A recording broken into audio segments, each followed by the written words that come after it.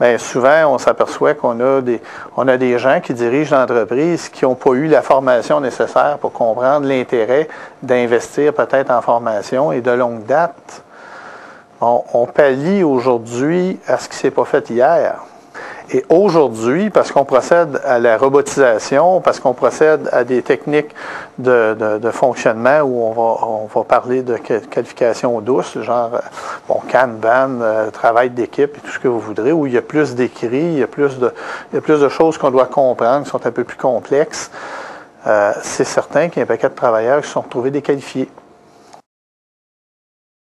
L'absence de reconnaissance des acquis, ce qui fait qu'on avait des jeunes qui arrivaient en entreprise, qui prenaient la place de travailleurs un peu plus âgés, qui avaient les connaissances, qui leur montraient à faire le travail, mais qui ne réussissaient jamais à obtenir la qualification ou le certificat qui venait avec ces connaissances-là. Ce que ça nous permet de faire, c'est en bonne partie de changer ces règles-là, de permettre à des travailleurs aujourd'hui de se faire certifier. L'autre chose que ça a permis de faire, c'est d'amener les travailleurs en entreprise à influencer le contenu de formation. Et ça, je pense que c'est une nouveauté. On était dans des marchés qui étaient, je qualifierais plus de marchés internes. Exporter, c'était envoyer des produits en Ontario puis ailleurs au Canada. Et aujourd'hui, exporter, bien, ça peut être envoyer des produits jusqu'en Europe, c'est beaucoup aux États-Unis.